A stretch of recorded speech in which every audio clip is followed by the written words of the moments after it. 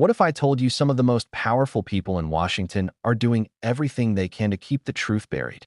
Imagine this: survivors who've waited decades for justice, police officers who nearly gave their lives to defend democracy, and lawmakers who promised transparency, only to slam the door shut the moment accountability came knocking. That's the story playing out right now. And if you think this is just politics as usual, think again. Because when the truth gets buried, democracy itself starts to suffocate. You see, this isn't just about dusty old files or plaques on a wall. It's about power. Raw, ugly, unrestrained power. And the lengths people will go to protect it. Last week in Congress, something happened that should outrage every American paying attention. And notwithstanding the gentleman's monotone delivery, there's a lot going on here in this rule. And much of it is not good. What are Republicans doing the first week back? Something to lower food costs as Trump's tariffs drive up prices? Nope. Something to fully fund the government before it shuts down in less than a month? Nope. Something to help with skyrocketing healthcare prices or reversing their devastating cuts to Medicaid? Nope. None of that. Nothing to help regular people, nothing to help workers or families or people struggling to get by. Instead, Mr. Speaker, these guys are continuing to cover up the Epstein files. Republicans are deeming as passed, which means no debate, no hearing, no markup. They are deeming as passed a new fake Epstein resolution and killing their last fake Epstein resolution. All the while, we already have a real bipartisan bill to unseal all these files. It's the Massey Connor bill. And last night, every single Republican on the Rules Committee voted against that bipartisan bill. Every single one. And as if that's not bad enough, every single Republican on the Rules Committee also voted to create, out of thin air, a brand new committee to rewrite the history of what happened here on January 6, 2021. They are so desperate to paper over what happened that day, to whitewash it, and to pretend it was a normal tourist visit. I was here, Mr. Speaker, here in this chamber where you are sitting right now, and you can be damn sure I'm not going to let anyone pretend that January 6th was a normal tourist visit. But Republicans, the gentleman from Virginia included, refused to even display a plaque to honor the police officers who were here that day. I'm so sick of this BS about how Republicans support law enforcement. Mr. Griffith and every other Republican on the Rules Committee voted against displaying a plaque to honor the law enforcement officers who were here on January 6th. That plaque, Mr. Speaker, already exists. Congress already passed a law to create it. The Speaker just refuses to display it. Why? Why would he refuse to do it? I know why, and we all know why. It's the same reason why every Republican voted against releasing the Epstein files. It's because Rules Republicans are scared as hell. This is not a deliberative body anymore. Under this Republican majority, Congress has become a rubber stamp for Donald Trump. This is all about the ego of the man who lives at 1600 Pennsylvania Avenue. You guys think you work for Trump. You're obsessed with him. It's pathetic. Republicans are ruining this institution, Mr. Speaker, destroying this institution. Again, let me repeat, every single Republican on the Rules Committee voted against releasing the Epstein files. Every single one. I mean, we heard last night that all Republicans want full transparency, but that's just not true. Let me read you a quote from the top Republican in this country, President Donald J. Trump. This is what he says about the Epstein files, and I quote, "It's all been a big hoax. It's perpetrated by the Democrats and some stupid Republicans," end quote. And at a press availability just minutes ago, the president again said that this is all a hoax. Now, what do Republicans think of that? Donald Trump says this is all a hoax, and if you want to release the files, you're stupid. Now, I'm not surprised. I'm not surprised that the guy who once called Epstein a, quote, terrific guy, and who Epstein considered his, quote, closest friend, is not actually interested in getting to the truth. But you know when this clicked in for me, Mr. Speaker, and for a lot of people? It clicked after Trump won, and then the backtracking began. It clicked again yesterday. It clicked after Republicans. It clicked after the same Republican leaders who invited influence to the White House and then passed out binders about the soon-to-be released client list suddenly changed their tune.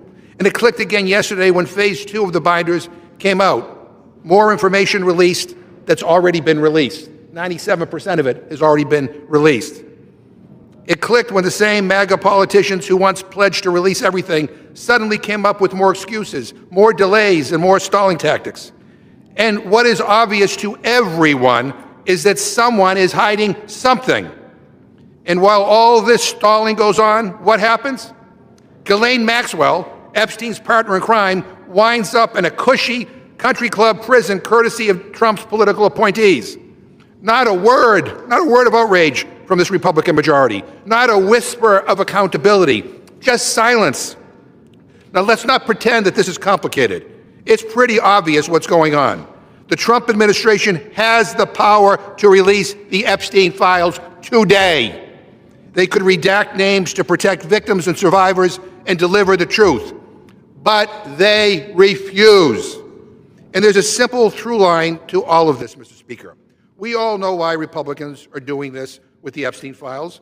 We all know why Republicans refuse to display the plaque honoring the brave law enforcement officers who protected our democracy and protected all of us on January 6th. We all know why Republicans vote again and again and again for all these giveaways for the rich and powerful. It's Donald Trump. He wants to rewrite history. He wants to hide the truth about Jeffrey Epstein, and he wants to continue his giveaways to the well-off and the well-connected. This is all straight out of the authoritarian. Lawmakers had a clear choice: stand with survivors of one of the most notorious abuse networks in history, or protect the powerful people who don't want their names exposed. And they chose the latter. Every single member of one party on the Rules Committee voted against releasing the Epstein files. Not some, not most. Every single one. Think about that.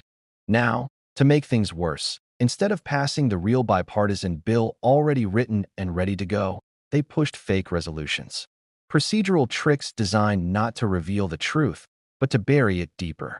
This is the kind of move you expect in an authoritarian state, not in the world's oldest democracy. And yet, here we are, watching politicians play games while survivors are told, yet again, to wait. Told to stay silent. Told that justice isn't convenient right now. Imagine being one of those survivors, carrying scars for decades, only to see lawmakers stall and delay to protect themselves and their allies. It's not just cruel, it's deliberate, and it doesn't stop there. Because while survivors wait, while truth gets shelved, another battle is raging in the same halls of power: the rewriting of history itself. A committee has been created out of thin air, not to investigate wrongdoing, not to hold anyone accountable, but to rewrite what happened on January 6th, to whitewash an attack on democracy into something it was not, a so-called tourist visit. Think about how dangerous that is. If you can erase history, if you can make people forget what they saw with their own eyes, then you can justify anything. One Congressman, Jim McGovern, stood up and said enough. His words weren't polished talking points. They weren't written by a team of strategists. They were raw, frustrated, and honest. He looked around at his colleagues and called it what it is: a cover-up. Not one cover-up, but two: the silencing of survivors and the erasing of history. And his anger resonated because he was there. He saw what happened. He lived through it. And he refuses to let anyone pretend otherwise. What connects these two seemingly separate issues? The Epstein files and January 6th? At first glance, they look different. One is about crimes committed in secret, the other about violence committed in the open. But the through line is the same: fear of accountability. Because once truth is revealed, once accountability comes knocking, the facade crumbles. Names get exposed. Decisions get questioned. Power gets threatened. And the people who've built entire careers on loyalty to one man would rather burn the whole house down than let that happen. Now, let's talk about the human cost. Survivors of Epstein's network aren't statistics. They're real people. Women who were manipulated, trafficked, and silenced. They've been told for decades that justice will come, only to watch delay after delay. Imagine the courage it takes to keep fighting for your voice to be heard. And now, with lawmakers playing political games, those survivors are slapped in the face all over again. Their pain minimized, their voices ignored. It's not just policy, it's personal. And then think about the police officers who stood guard at the Capitol on January 6th. Officers who were beaten, gassed, and traumatized. Officers who lost colleagues to strokes, suicides, and injuries afterward. Congress already passed a law to honor them with a plaque. The plaque exists. It's ready to be displayed. But leadership refuses. They refuse even that small measure of respect. What message does that send? It says, your sacrifice doesn't matter because it doesn't fit the story we want to tell. This is betrayal, plain and simple. Betrayal of survivors. Betrayal of law enforcement. Betrayal of democracy. And the excuse? That it's all a hoax. That none of it matters. But if none of it mattered, why fight so hard to bury it? Why kill bipartisan bills? Why create fake committees? Why stall, delay, and deny? Because the truth is dangerous. The truth threatens to expose not just one man, but an entire network of enablers, protectors, and loyalists. And that's the real fear inside those halls of power. Let's zoom out. Cover-ups and history rewrites aren't new. They've been tools of authoritarian regimes for centuries. From dictators who erase inconvenient facts from textbooks, to regimes that jail journalists for asking questions, the playbook is always the same. Deny, distract, delay. Replace truth with propaganda. Replace accountability with loyalty tests. Replace democracy with obedience. And when you look at what's happening in Congress right now, you see that same playbook in action. Bills that should bring transparency are killed. Plaques that should honor sacrifice are hidden. Committees that should investigate the powerful are replaced with committees that erase the past. This isn't politics as usual. It's authoritarianism in slow motion. The danger is not just in what they're doing, but in how they want you to react. They want you to shrug, to say, that's just politics, to tune out. Because when people tune out, when people stop demanding answers, that's when power consolidates. That's when cover-ups succeed. That's when democracy dies, not in one big collapse, but in 1,000 quiet silences. Every fake resolution, every delay, every plaque left in storage, every survivor told to wait. And here's the real kicker. They say they support law enforcement. They say they believe in transparency. They say they fight for the people. But their actions say otherwise. Actions show betrayal. Actions show fear. Actions show that loyalty to one man outweighs loyalty to the American people. And that's what McGovern called out. He put it in plain language. This institution has become a rubber stamp, not for the people, but for one person's ego. That's not exaggeration. That's observation. So where does that leave us? It leaves us with a choice. Do we accept the excuses, the cover-ups, the lies? Do we shrug and move on? Or do we demand better? Because here's the truth. Survivors deserve justice. Police officers deserve honor. The American people deserve transparency. None of that should be controversial. None of that should be partisan. But in today's Congress, it is. And that tells you everything you need to know. Remember this. When files are buried, when plaques are hidden, when committees rewrite history, it's because there's something to hide. Always. No one fights this hard to keep nothing secret. And if they're willing to hide this much, what else are they hiding? That's the question every American should be asking. Because this isn't just about one case or one day in history. It's about whether truth still matters in this country. And once truth stops mattering, everything else falls apart. So don't look away. Don't let procedural tricks and fake resolutions numb you into silence. Don't let erasers replace accountability. Pay attention. Remember who stood for truth and who stood in the way. Because the future of democracy doesn't depend on one moment. It depends on every moment we choose to care. Every moment we choose to demand better. Every moment we refuse to be silent. That's how democracy survives. Not through perfection, but through vigilance. And if you think this doesn't affect you, think again. Because when truth gets buried in Washington, it sets a precedent everywhere. It tells powerful people they can get away with anything. It tells survivors their pain doesn't matter. It tells officers their sacrifice will be erased. And it tells citizens their voices don't count. That's the slippery slope we're on. And the only way to stop it is to push back. Loudly. Relentlessly. Together. So here's the takeaway. This is not just about Epstein. This is not just about January 6th.